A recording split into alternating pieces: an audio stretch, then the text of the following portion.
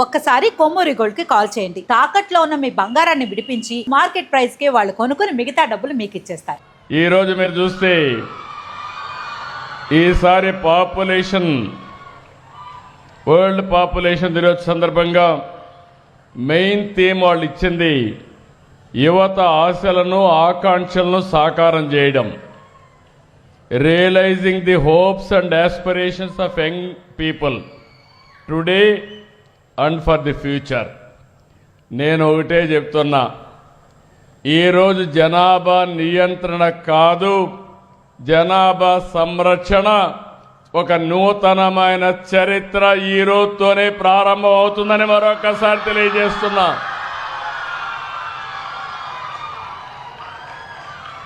ఒకప్పుడు నేను కూడా జనాభా తగ్గించాలని ఆలోచించాను. నాకు చాలామంది చెప్పారు అప్పుడు జనాభా తగ్గించడం అంత సులభం కాదని. మేధావులందరూ చెప్పారు జనాభా తగ్గించడం కష్టం, ముందు ఫిమేల్ లిటరసీ రావాలి, పేదరికం పోవాలి, అప్పుడే జనాభా తగ్గుతుందని చెప్పారు. నేను ఆలోచించాను, ఇదొక విషియస్ సర్కిల్. ఇది ఒకవేళ అందరినీ ఆడపిల్లలందరినీ చదివించాలంటే 20-30 ఏళ్ళు పడుతుంది. పేదరికం పూర్తిగా తొలగించాలంటే 40-50 ఏళ్ళు పడుతుంది.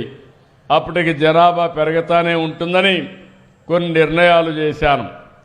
ఆ నిర్ణయాలు మీరు చూస్తే ఎవరైనా పోటీ చేయాలంటే 2 కంటే ఎక్కువ మంది పిల్లలుంటే పోటీకి అర్హత లేదని స్థానిక సంస్థల చట్టాన్ని తీసుకొచ్చాను.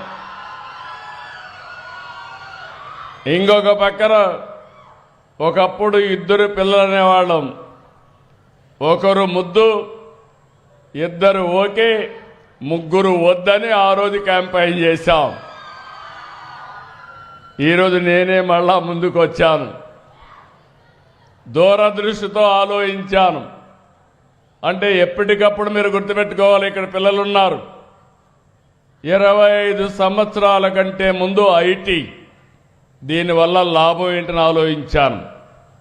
ఆ రోజు ఐటీ ఆలోచించి ఐటీని ప్రమోట్ చేశాను. ఈరోజు గర్వంగా చెప్పగలుగుతున్నా, ప్రపంచం మొత్తం ఐటీ అంటే దానికి చిరునామా తెలుగు జాతి అని మరొకసారి విజ్ఞప్తి చేస్తున్నా.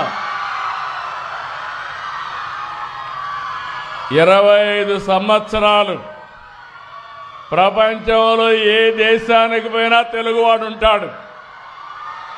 ప్రపంచంలో ఏ దేశంలో చూసినా అత్యధిక ఆదాయం సంపాదించే జాతి తెలుగు జాతి అని మీ అందరికీ విజ్ఞప్తి చేస్తున్నా.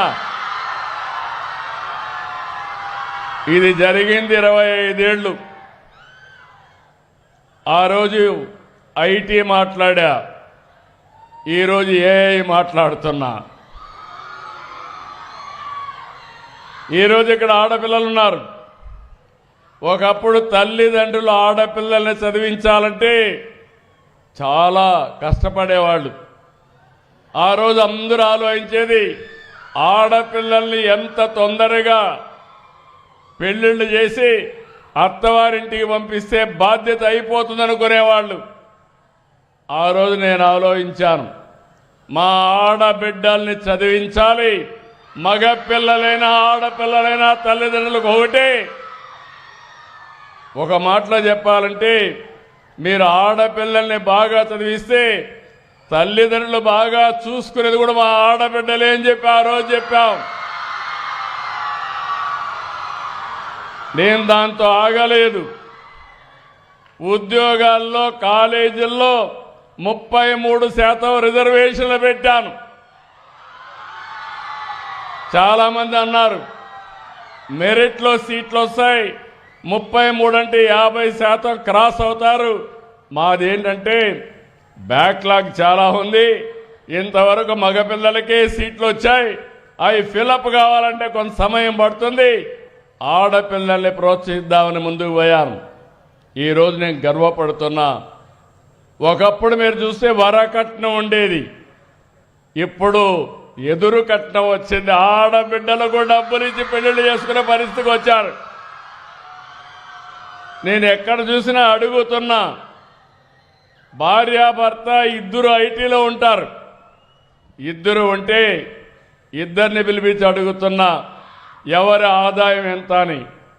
180% భార్యల ఆదాయమే ఎక్కువ ఉంది భర్త కంటే కూడా.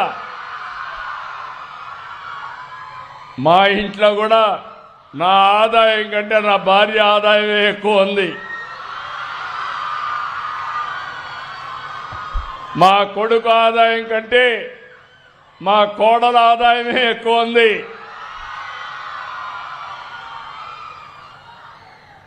ఇవన్నీ పరిస్థితులు మారాయి. ఈరోజు మనందరం కూడా నేను మాట్లాడేది డిఫరెంట్ టెక్నాలజీస్ మాట్లాడుతున్నా.